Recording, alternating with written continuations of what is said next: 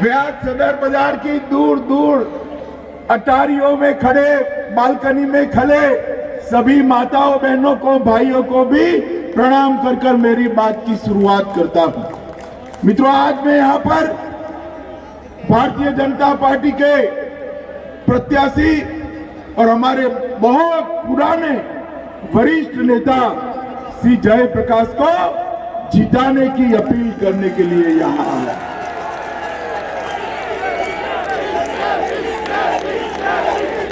मित्रों, जयप्रकाश जी भारतीय जनता पार्टी के वो नेता है जिन्होंने दिल्ली में भारतीय जनता पार्टी की नींव मजबूत करने के लिए कभी कोई कसर नहीं छोड़ी। कोई भी कार्यक्रम हो, सदस्य मैदान में खड़े हो। और आज मुझे बड़ा आनंद है कि मैं एक ऐसे हमारे कर्मठ कार्यकर्ता को विधायक बनाने की अपील आप लोगों को हाथ जोड़कर अपील करने के लिए यहां पर आया। मगर मेरा आप सबसे निवेदन है,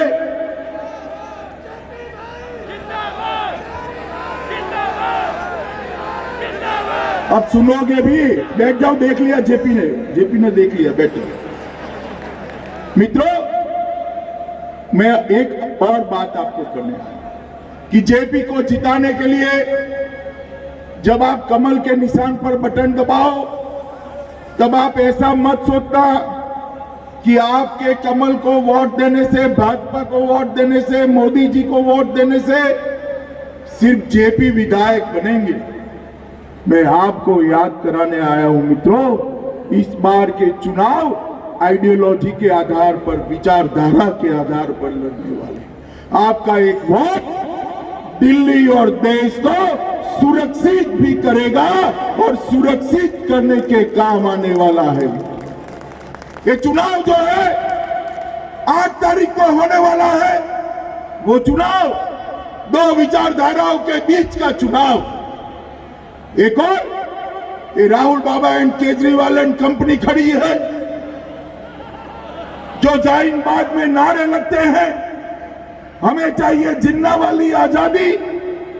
वो कहते हैं we are with Shaheen Bagh. मैं आपको पूछना हूं सदर बाजार वालों, you are with Shaheen Bagh? जोर से बोलो, you are with Shaheen Bagh. ऊपर सभी लोग बोले you are with Shaheen Bagh. मित्रों, ये निर्लज्ज होकर कहते हैं we are with Shaheen Bagh. किस चीज के साथ हो? जिन्ना वाली आजादी मांगने वाले को साथ हो।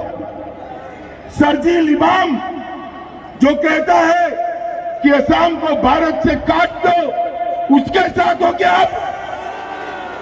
मित्रों, इन लोगों को अपना जवाब वोट दबाकर देना है। आपको हाजी नाजी से नहीं चलेगा। और दूसरी ओर मोदी जी के नेतृत्व में भारतीय जनता पार्टी है। जब पाकिस्तान के आतंकवादी उरी और पुलवामा में हमला करते हैं, 10 ही दिन के अंदर पाकिस्तान के घर में घुसकर सर्जिकल स्ट्राइक, एयर स्ट्राइक कर पाकिस्तान के आतंकवादियों के सीने छल्ली कर दिए जाते। ये दो विचारों के बीच में, दो विचारधाराओं के बीच में आपको तय करना है। मित्रों, ये केजरीवाल जी कहते हैं कि मैं तो विकास के मुद्दे पर चुनाव लड़ना चाहता हूं। मैं भी कहता हूं विकास के मुद्दे पर भी दो हाथ हो जाए केजरीवाल। जहां पर भी चर्चा करनी है, डेट और तारीख तय कर दो, जेपी आकर खड़े रह जाएंगे आपको जवाब देने के लिए। मित्रों, मगर मैं केजरीवाल जी को कहने आया हूं, देश की सुरक्षा कोई मुद्दा नहीं है, देश की अखंडता कोई मुद्दा नहीं है, फिर भी विकास के मुद्दे पर बात करनी है केजरीवाल, मैं बात करने के लिए तैयार। मित्रों, मैं बहुत छोटा सा था, 13 साल का था, तब से राजनीति में आया हूं। 56 साल हो गए। इतने सालों तक कई चुनाव लड़े, लड़ाए, जीते, हारे। बचपन से सरकारें देखी है, सरकारों में भी रहा हूं। सरकारों के बीच में स्पर्धा क्या होती? कोई सरकारों के बीच में स्पर्धा होती है कौन शुद्ध पीने का पानी दे दे? होती है नहीं होती है? मित्रों, दिल्ली का पानी शुद्ध है क्या बताओ? जोर से बोलो, शुद्ध है? पूरे भारत के सभी शहरों में गंदे से गंदा पीने का पानी श्री केजरीवाल हमें दे रहे हैं, और वो जल बोर्ड के अध्यक्ष हैं। कुछ लोग तो बोतल मंगाकर पी लेंगे, मगर जो मध्यम वर्ग के है, गरीब है, वो तो गंदा पानी पीने के लिए मजबूर। शुद्ध पानी पीने की स्पर्धा हो तो केजरीवाल का नंबर 1 आ नहीं सकता। मित्रों, दूसरी स्पर्धा होती है किसानों के इनकम बढ़ाने की, इसमें भी केजरीवाल फिसड्डी साबित हुए। तीसरी स्पर्धा होती है अच्छे रोड बनाने की, ये तो मोदी जी वाले एरिया में रह रहे, बाहरी दिल्ली में जाकर देखो, रोड में गड्ढा है या गड्ढे में रोड है मालूम ही नहीं पड़ता है। चौथी स्पर्धा होती है शिक्षा को बढ़ावा देने की। कई बार स्पर्धा होती है उच्च शिक्षा को बढ़ावा देने की, कई बार स्पर्धा होती है औद्योगिक उत्पादन को बढ़ाने की, इंडस्ट्री में इन्वेस्टमेंट लाने की। ये सारी स्पर्धाओं में 5 साल में सदर बाजार वालों बताओ, कहीं भी केजरीवाल सरकार का नंबर 1 आया है क्या? आया है क्या? जोर से बोलिए, आया है क्या? कहीं नहीं आया है। भाई, आप लोग केजरीवाल के साथ अन्याय कर रहे हैं। एक चीज में उसका नंबर 1 है, बताओ भाई, जरा बताओ जोर से। ये ऊपर वाले सुन नहीं पाते, जोर से बताओ। सच बात है, झूठ बोलने की अगर स्पर्धा हो जाए तो केजरीवाल को विदाउट कंपटीशन आजीवन नंबर 1 मिल जाए। मित्रों, नंबर 1। मैंने इतने झूठ बोलने वाला मुख्यमंत्री मेरे जीवन में नहीं। जब सरकारें चुन कर आती है, दोबारा जनादेश लेने जाती, ये हमारे दादा पाटिल बैठे, महाराष्ट्र में हमारी सरकार थी, हम दोबारा गए, गर्व के साथ हमारा चुनाव घोषणा पत्र लेकर गए थे। कितने काम हमने कर दिए। इन्होंने अपने वेबसाइट पर से चुनाव घोषणा पत्र गायब कर दिया। क्यों? क्योंकि सदर बाजार वाले देख न पाए।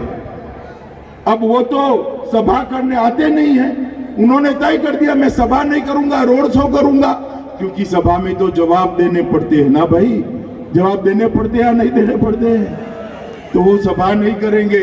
उनको ऐसा है, सभा नहीं करेंगे तो कोई किसी को मालूम नहीं पड़ेगा, केजरीवाल मुगालते में मत रहो, हम भारतीय जनता पार्टी वाले हैं, हम आपको सवाल पूछेंगे, ये हमारा अधिकार है। पूछना चाहिए नहीं पूछना चाहिए? क्या किया 5 साल, हिसाब मांगना चाहिए नहीं मांगना चाहिए? मित्रों, उन्होंने कहा था कि हम 1000 यूरोप जैसी नई स्कूलें बनाएंगे। सदर बाजार वालों बताओ भाई, 1000 छोड़ो, 1 भी बनी है? अरे बीच में क्या हो गया है भाई, बोलो बनी है क्या? पीछे बोलो बनी है क्या? अब मैं पूछता हूं तो उनको खराब लग जाता है, बुरा मान जाते हैं। अमित शाह जी, आप दिल्ली का अपमान मत करिए। भाई, मैं केजरीवाल को पूछूं कि आपने स्कूल क्यों नहीं बनाई, इसमें आपका अपमान होगा क्या? कि केजरीवाल जी अपने आप को दिल्ली समझ चुके हैं। केजरीवाल जी, इंदिरा जी कहती थी Indira is India, India is Indira. क्या आप भी मानते हो केजरीवाल इज दिल्ली, दिल्ली इज केजरीवाल? भाई, लोकतंत्र में जनता से बड़ा कोई नहीं होता है। मित्रों, इन्होंने कहा था 50 नए कॉलेज बनाएंगे, वर्ल्ड क्लास कॉलेज। बोलने में कोई कसर वो नहीं छोड़ते हैं, वर्ल्ड क्लास कॉलेज। मैं उनको चैलेंज देता हूं, अगर पैसों की कमी चुनाव में हो गई है तो जेपी एक चेक आपको ऑफिशियली भेज देगा। 50 कॉलेज का एड्रेस आप दिल्ली की जनता के लिए अखबार में छपवा। 50 में से एक भी कॉलेज सदर बाजार में बना है क्या? उन्होंने कहा था 40 अस्पताल बनाएंगे, एक भी अस्पताल सदर बाजार में आया है क्या? बताओ भाइयों बहनों। उन्होंने कहा था 15 लाख सीसीटीवी कैमरा लगाएंगे। मित्रों, मैंने एक सभा में शुरू में कहा 15 दिन पहले कि भाई सीसीटीवी कैमरा कहाँ है, लगे नहीं है। तो उन्होंने 2 सीसीटीवी कैमरा का ट्वीट कर दिया कि अमित शाह जी झूठ बोल रहे हैं कि ये देखो 2 सीसीटीवी कैमरा है। मैंने कहा भाई 15 लाख लगाने थे, आपने 1.5 लाख लगाया है, ये तो कोई बात नहीं हुई। तो दूसरे दिन खुश हो गए, जल्दी खुश हो जाते हैं, आप चिंता मत करो, बड़े कठिन आदमी नहीं है, बहुत जल्दी खुश हो जाते। तुरंत ट्वीट किया कि अमित शाह ने दिया सर्टिफिकेट, केजरीवाल ने किया विकास। बाद में मुझे मालूम था ऐसा होगा। तीसरे दिन मैंने कहा कि 1.5 लाख में से 1.25 लाख नरेंद्र मोदी जी की ग्रांट से लगे हुए। तो आपने क्या लगाया मित्रों? उन्होंने कहा था 5000 बसें लाएंगे दिल्ली ट्रांसपोर्ट कॉर्पोरेशन के अंदर। 5000 नई बसें छोड़ो, जो बसें थी उसमें 1095 बसें कम कर दी। और उन्होंने कहा था ये माताओं बहनों की सुरक्षा के लिए बसों में कमांडो रखें। कहीं इक्का दुक्का आप पार्टी का कार्यकर्ता कपड़े पहनाकर खड़ा कर दिया, ये माताएं बहनें भाई हो, आप डीटीसी में जाते हो, कहीं कमांडो देखा है क्या? कमांडो देखा है क्या? इन्होंने कहा था 8 लाख युवाओं को नौकरी देंगे, ये हजारों की जनता खड़ी है, कोई हाथ ऊपर कर दे हमें नौकरी मिली है। अरे ना मुंह से बोलो, हाथ ऊपर मत करो, हाथ, वरना वो कह देंगे मिली थी, देखिए हाथ ऊपर किया है। जरा मुंह से बोलिए मिली है, किसी को मिली है? उन्होंने कहा था सारे अस्थायी कर्मचारियों को स्थायी बना देंगे। अब 10 दिन पहले मेरे घर पर अस्थायी कर्मचारियों का पूरा संघ आ गया। उन्होंने कहा अमित भाई हमें स्थायी कर्मचारी बनाइए, चुनाव में हम समर्थन करेंगे। मैंने बोला भाई ऐसी शर्तें मत लगाओ, दिल्ली का भला चाहते हो तो आप भाजपा को वोट दो, परंतु ये बताओ कि आपका तो स्थायीकरण हो जाना चाहिए था। 5 साल हो गया, केजरीवाल जी ने वादा किया था। तो उन्होंने कहा हमें बेवकूफ बना गए, हम क्या कर सकते हैं। मित्रों, उन्होंने कहा था जन लोक कल्याण लोकपाल बिल लाएंगे। जन लोकपाल बिल की जगह ये अपने चंपू जैसे लोकपाल को बिठा दिए। अन्ना भी कहते हैं इतना बड़ा छल मेरे साथ कभी नहीं हुआ। मित्रों, जो लोकपाल के आंदोलन की निपज है, उपज है, वो मुख्यमंत्री बन गए मगर लोकपाल नहीं लाए। उन्होंने कहा था हम यमुना जी का पानी स्वच्छ कर देंगे। मैं आज सदर बाजार के हजारों लोगों के सामने कहने आया हूं, केजरीवाल जी आपने यमुना जी का पानी अगर स्वच्छ किया है तो यमुना जी में एक डुबकी लगाकर मुझे जरा बता दो, एक गोता लगाकर बता दो, मैं मान जाऊंगा पानी स्वच्छ हुआ। और अगर आपको नदियां कैसे स्वच्छ होती है वो सीखना है तो कुंभ में चले जाते, प्रयागराज में चले जाते, इलाहाबाद चले जाते, गंगा में डुबकी लगाते तो मालूम पड़ता मोदी जी और योगी जी ने गंगा मैया को कैसे स्वच्छ किया है, तो मालूम पड़ता। मित्रों, ये झूठ के अलावे कुछ नहीं। मित्रों, उन्होंने कहा था हम चुन कर आएंगे तो बंगला नहीं लेंगे, हम चुन कर आएंगे तो गाड़ी नहीं लेंगे। बच्चों की कसम खाई, बच्चों की। याद है ना आपको? पूरा ना होगा इसलिए याद करा दो, याद है ना? मुझे तो कोई आपत्ति नहीं है, दिल्ली के मुख्यमंत्री ने बंगले में रहना चाहिए। दिल्ली देश की राजधानी है, देश विदेश के लोग मिलने आते हैं, अच्छी सुविधा चाहिए, कोई तकलीफ नहीं। गाड़ी भी ले लोगों के काम करने के लिए, परंतु आपने ऐसा वादा कर वोट ले लिए, बाद में आपने गाड़ी और बंगलो क्यों लिया? शपथ होने के बाद सबसे पहली फाइल साइन करी उन्होंने, खुद के बंगलो और गाड़ी लेने की फाइल साइन करी। मित्रों, खुद के बंगलो और गाड़ी लेने की, ये झूठ बोलने के अलावे कुछ नहीं। पूरी दिल्ली में 1731 अनधिकृत कॉलोनियां हैं। ये अनधिकृत कॉलोनियों को अधिकृत करने के लिए 2015 और 17 में मोदी जी ने उनके पास नक्शे मांगे, सीमाएं मांगी। मगर उन्होंने नहीं दिया। 2 साल होंगे, 2 साल होंगे, 2 बार कहा। 19 में मोदी जी आए, इस बार मोदी जी ने पत्र भी नहीं लिखा, उनको पूछा भी नहीं, सैटेलाइट से इसका पिक्चर बनाया, इनके नक्शे बनाए और 1731 कॉलोनी में रहने वाले सभी 40 लाख लोगों को अपने मकान का मालिक करने का काम नरेंद्र मोदी सरकार ने। मित्रों, आज मैं आपको कहकर जाता हूं, सदर बाजार में झूपड़पट्टी के अंदर रहने वाले मेरे भाइयों बहनों, बस्ती में रहने वाले भाइयों बहनों को मैं कहने आया हूं कि 5 साल के अंदर हर झोपड़पट्टी में जहां झोपड़ी है वही 2 कमरे का मकान नरेंद्र मोदी सरकार देने वाली है, पक्का मकान।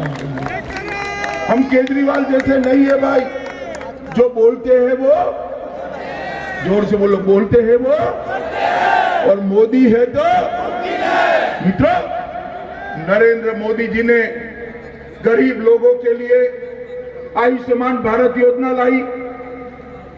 आयुष्मान भारत योजना क्या?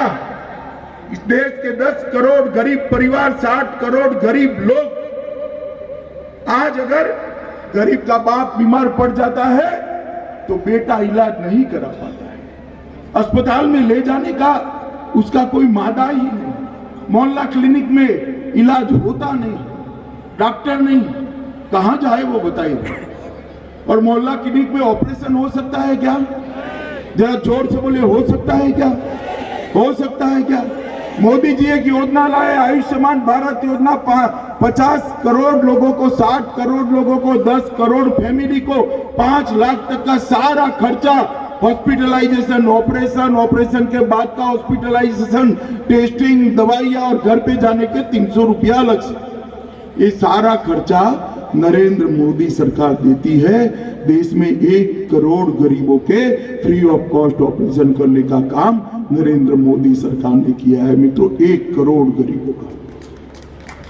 मगर आप लोग ताली मत बजाओ भैया, सदर बाजार वालों को कोई फायदा नहीं है, क्योंकि इन्होंने आयुष्मान भारत योजना दिल्ली में लागू ही नहीं करी। उनको डर है कि अगर आयुष्मान भारत योजना लागू करी तो मोदी जी लोकप्रिय हो जाएंगे। भैया केजरीवाल, कहां से ईश्वर ने आपको ऐसी खोपड़ी दी है? तुम्हें मालूम नहीं है, मोदी जी पहले से दिल्ली वालों के दिल में बसे हुए हैं। ये लोकसभा के चुनाव के परिणाम देख लो तो भी मालूम पड़ेगा।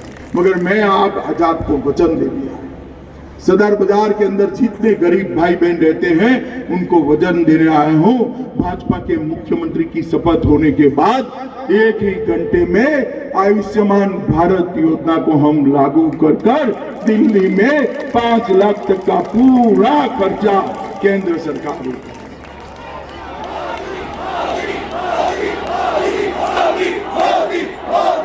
मित्रों, इन्होंने खुद कुछ नहीं किया, मोदी जी करना चाहते हैं तो करने नहीं, ऐसी सरकार नहीं चल सकती। मित्रों, मैं आज, अरे भाई डंडा कौन चलाए, साइड पर खड़े रहो पुलिस वाले।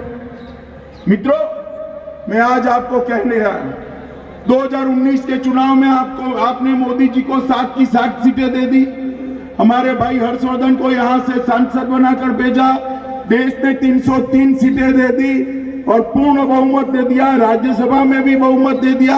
मोदी जी ने 6 महीने के अंदर ही एक के बाद एक देश की सारी 70 साल पुरानी समस्याओं को समाप्त।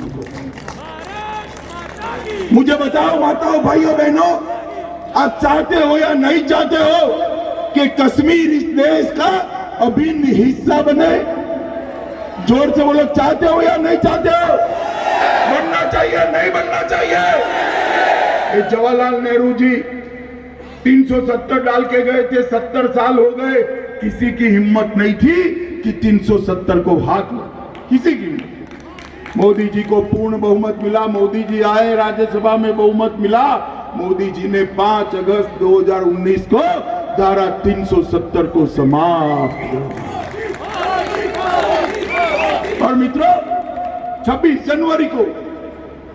जनवरी को कश्मीर के अंदर हमारा तिरंगा आसमान की ऊंचाइयों तक लहराता हमने देखा था और आज कश्मीर भारत का अभिन्न अंग बन गया।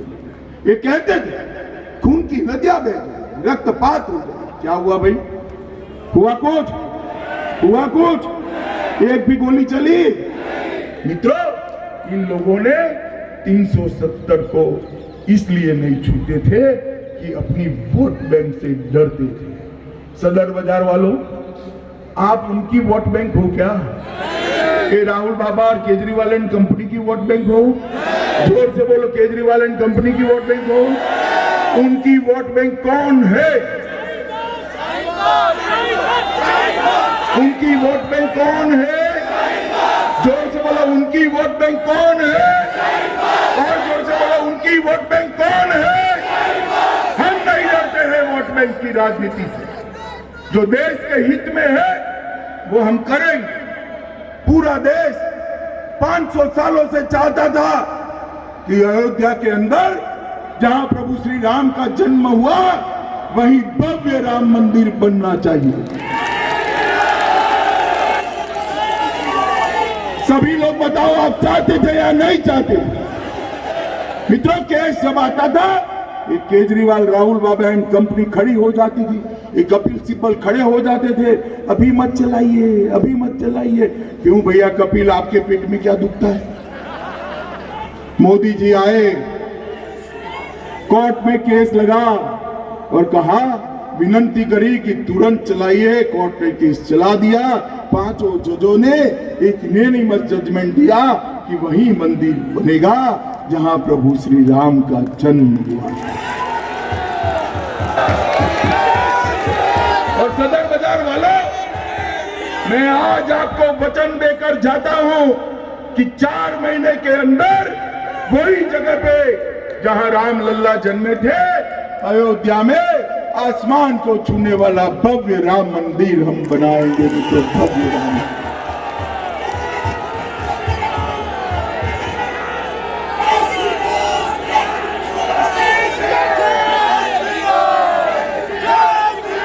मित्रों मुझे बताओ, मित्रों मुझे बताओ, ये आप पार्टी और कांग्रेस पार्टी क्यों नहीं चाहती थी कि वहां मंदिर बने? जरा बताओ क्यों? तो आप उनकी वोट बैंक हो क्या? पीछे तक बोलो, आप उनकी वोट बैंक हो। ये मकान वाले बोले, आप उनकी वोट बैंक हो। उनकी वोट बैंक कौन है? जोर से बोलो, उनकी वोट बैंक कौन है? हम नहीं डरते हैं वोट बैंक की राजनीति से। हम वही मंदिर बनाएंगे जहां प्रभु श्री राम का जन्म। मित्रों, जेएनयू के अंदर, ये जेएनयू के अंदर नारे लगे, भारत तेरे टुकड़े हो 1000। हमने कन्हैया कुमार और उमर खालिद को पकड़कर जेल की सलाखों के पीछे डाला। अच्छा किया या बुरा किया? भारत के टुकड़े करने वालों को जेल की सलाखों के पीछे डालना चाहिए या नहीं डालना चाहिए? मित्रों, हमने जेल की सलाखों के पीछे डाला। फिर से राहुल बाबा एंड केजरीवाल एंड कंपनी आ गई कि इनको, भाई सुनो, इनको मत डालिए, वाणी स्वतंत्रता का अधिकार है। राहुल बाबा, भैया केजरीवाल, हम वाणी स्वतंत्रता के अधिकार के लिए सहमत हैं। आपके मन में जितना भी गुस्सा है हमें गाली दे दो, हम कुछ नहीं करेंगे। पेट न भरे तो मेरी पार्टी को दे दो, हम कुछ नहीं करेंगे। बाद में भी पेट न भरे तो मोदी सरकार को दे दो, हम कुछ नहीं करेंगे।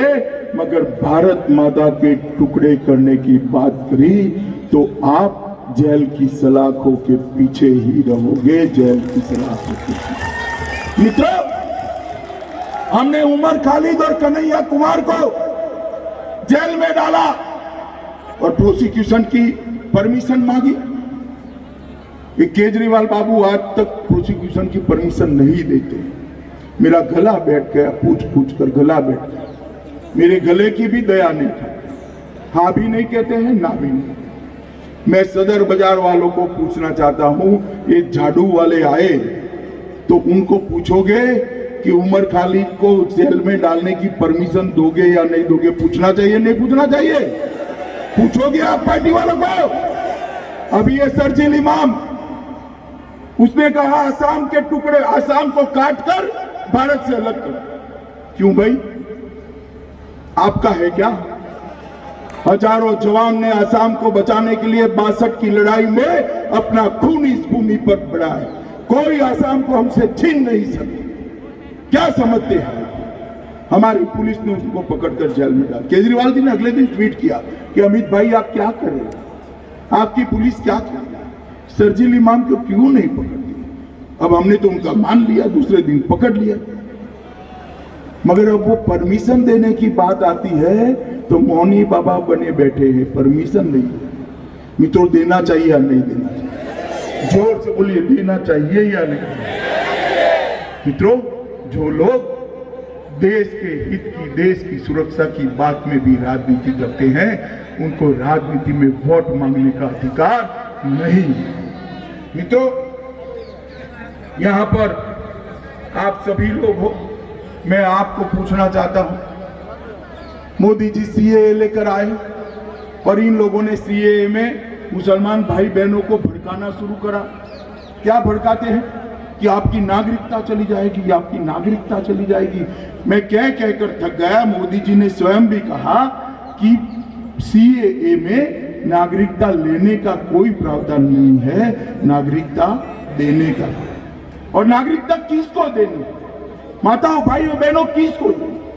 धर्म के आधार पर एक कांग्रेस पार्टी ने देश के दो टुकड़े करे। पाकिस्तान बना, बांग्लादेश बना, अफगानिस्तान बना। वहां पर जो हजारों हिंदू सिख रहते थे, उनको उस वक्त के कांग्रेस के नेताओं ने ढाढ़स बधाई, अभी मत आइए, अभी मत आइए, बाद में आइए, जब भी आओगे हम आपको नागरिकता देंगे। वो रह गए बेचारे, 30% थे और 3% उनकी बच्चियों को उठा ले गए, उनके साथ नाबालिग बच्चियों के साथ निकाह पढ़ा दिया गया, धर्म परिवर्तन करा, हजारों लोगों के घर छीन लिए, उनके खेत छीन लिए। करोड़ों के मालिक आज दाने दाने को मोहताज हो। उनके पास ना घर है, ना पढ़ने का अधिकार है, ना स्वास्थ्य है, ना खाने को कुछ है, ना नौकरी है। उनके बच्चों को स्वास्थ्य का भी अधिकार नहीं मिला है। इनको नागरिकता देनी चाहिए या नहीं देनी चाहिए? भाई, जो अफगानिस्तान से मेरे सिख भाई आए हैं, पाकिस्तान से हिंदू जैन बहुत सिख आए हैं, उनको नागरिकता देनी चाहिए या नहीं देनी चाहिए? ये कह रहे हैं भारतीय जनता पार्टी पाकिस्तानियों की चिंता कर रही है। अरे केजरीवाल, ये दिल्ली जहां आपको दिल्ली ने चुना है, वो दिल्ली में 1/3 लोग पाकिस्तान से आकर यहाँ पर बसे हैं। वो हमारे भाई बहन माता पिता हैं। आपके अंदर दिल नहीं है, कोरी राजनीति करते हो।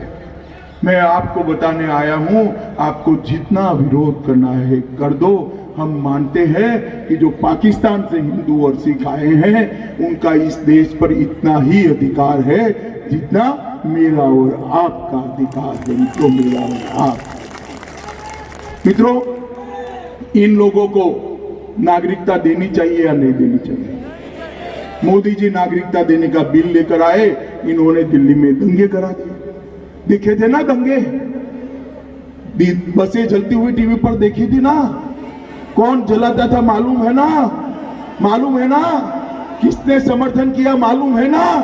मित्रों, कांग्रेस पार्टी और आप पार्टी जो कहती है we are with Shaheen Bagh, वो दिल्ली की सुरक्षा नहीं कर सकती। जिस शाहीन बाग पर देश के अंदर आजादी के नारे लगे, किससे आजादी चाहते हैं?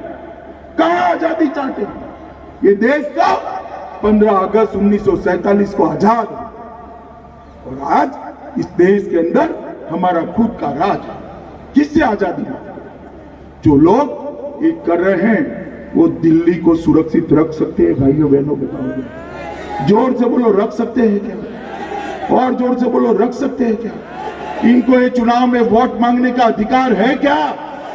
वो आएंगे झाड़ू वालों के तो पूछोगे क्या?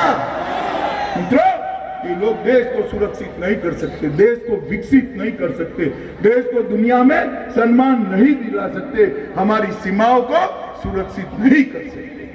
देश के अंदर विकास करना है, देश के अंदर शिक्षा के क्षेत्र में आगे बढ़ना है, $5 ट्रिलियन की इकोनॉमी बनाना है, इंफ्रास्ट्रक्चर बनाना है, देश के अंदर शांति और सुरक्षा लाना है, तो केवल और केवल नरेंद्र मोदी जी ला सकते हैं मित्रों, और कोई नहीं ला सकता। मैं आज के हजारों लोगों को कहने आया हूं, माताओं भाइयों बहनों, चुनाव के दिन जरा भी आलस मत करना, जरा भी आलस। मैं जानता हूं हमारी वीकनेस क्या है। अब भाषण सुनने आओगे, रैली में आओगे, मतदान के दिन टेलीविजन पर टीवी देखने बैठ जाओगे, और उनकी वोट बैंक लाइन लगाकर वोट।